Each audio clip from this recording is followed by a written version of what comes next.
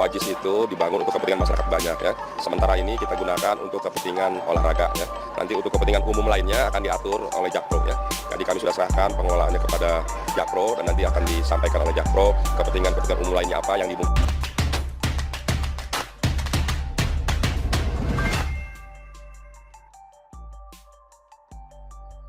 Karena JIS, Pemprov DKI dan Panitia Reuni 212 membara, ditulis Adin dari siwar.com.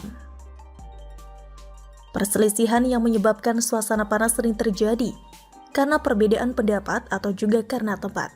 Bisa perebutan tempat atau pemakaian tempat tertentu. Nah, sekarang ini hubungan pemerintah Pemprov DKI Jakarta dengan Panitia Reuni 212 sedang memanas. Padahal biasanya Reuni 212 dilaksanakan pada bulan Desember. Jadi masih lama, tetap suasana membara sudah terjadi sejak sekarang. Warga DKI Jakarta patut berbahagia dan berbangga karena mempunyai stadion baru dengan kualitas memadai dan sangat megah.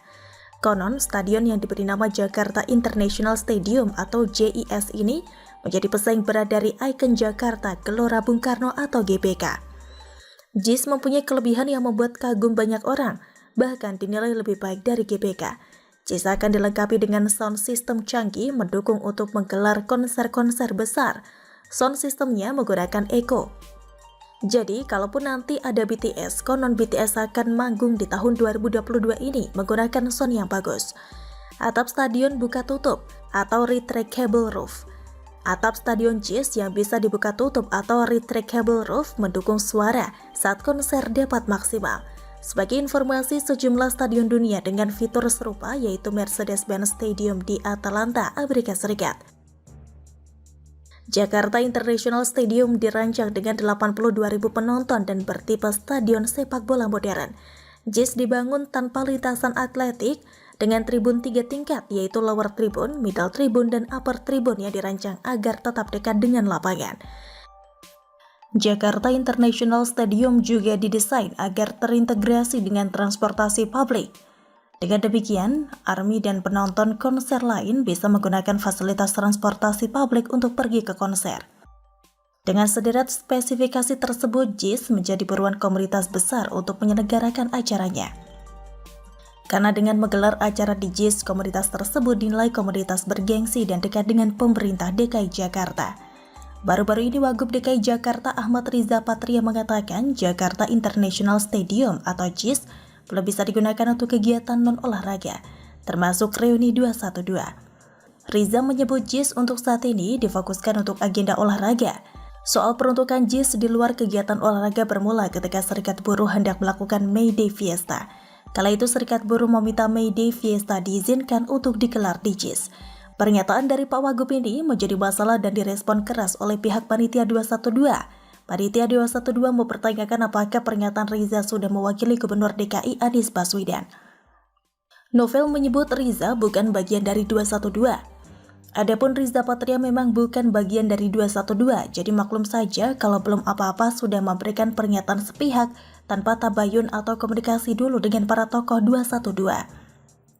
Saya juga nggak paham bahwa apa yang disampaikan sudah mewakili Anies Baswedan atau Pemprov DKI, kata Wakil Sekretaris Jenderal Persaudaraan Alumni atau PA212 Novel Pamukmin. Jika saja saya jadi pihak berwenang, pengelolaan JIS akan berpikir 1000 kali jika harus mengizinkan JIS digunakan pihak-pihak tertentu yang berisiko. Maksudnya JIS merupakan stadion kebanggaan warga Jakarta, bahkan masyarakat Indonesia.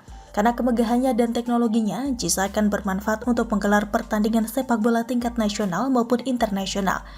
Jadi sangat disayangkan jika dipakai oleh pihak-pihak yang berpotensi merusak, kecuali sudah ada kesepakatan jika ada kerusakan bertanggung jawab sepertinya untuk mengganti. Pihak tersebut harus mempunyai integritas yang baik, bukan hanya pandai membuat kesepakatan tapi ketika terjadi, diminta pertanggungjawaban malah marah, bersilat lidah dan malah menghindar dari tanggung jawab. Penolakan pemerintah Provinsi DKI Jakarta untuk mengizinkan JIS dipakai Reuni 212 mungkin merasa khawatir. Ya khawatir jika stadion rusak tidak ada yang bertanggung jawab. Selain itu Reuni 212 berpotensi memantik konflik. Biasanya, penyelenggaraan Reuni 212 ini disertai konflik pendapat antara pihak satu dengan pihak lain. Ada yang setuju, ada juga yang tidak. Reuni 212 seharusnya tidak diselenggarakan lagi karena 212 hanya untuk kepentingan kasus Ahok dahulu.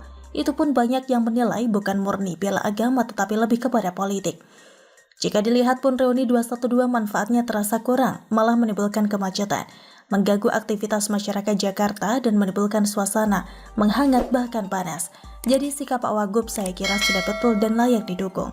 Begitu kira-kira, bagaimana menurut Anda? Sama juga berkaitan dengan masa depan Indonesia yang terlihat sangat optimis serta memiliki energi positif. Lebih lanjut, ia juga menyampaikan ketertarikannya untuk bekerja sama dengan Indonesia, mengingat Indonesia memiliki potensi di banyak bidang. Presiden Joko Widodo tiba di SpaceX dengan didampingi oleh Menteri Koordinator Bidang Kemaritiman dan Investasi Luhut Binsar Panjaitan, Menteri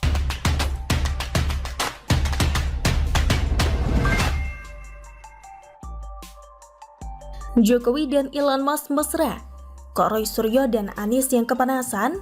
Ditulis oleh Manuel dari siwar.com.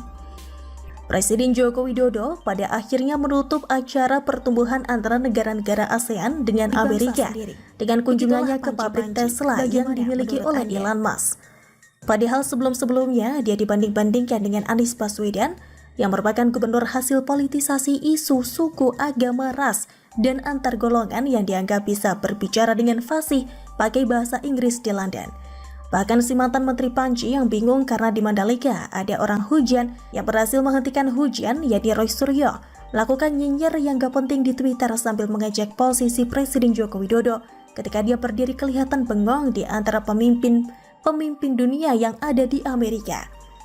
Dianggap Presiden Joko Widodo tidak fasih bahasa Inggris dan pada akhirnya membuat dia sendiri mempermalukan bangsa Indonesia sebagai bangsa yang berdaulat atas bahasa Indonesia.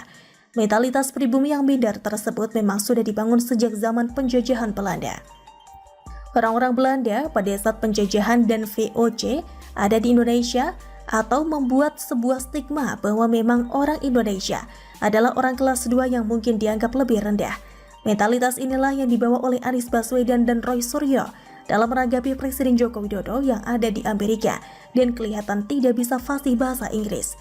Namun pada akhirnya mereka dipecundangi oleh sebuah fakta bahwa investor-investor asing justru akan membuat Indonesia semakin makmur dengan perjanjian-perjanjian yang dibuat oleh Presiden Joko Widodo dan pengusaha-pengusaha besar itu.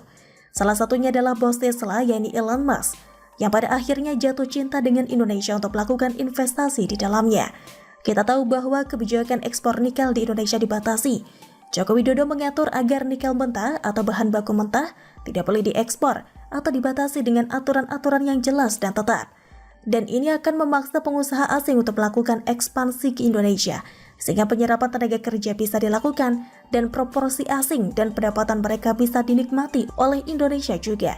Inilah yang tidak dimiliki oleh Roy Suryo, Anies Baswedan, Prabowo Subianto, dan para pecundang lainnya.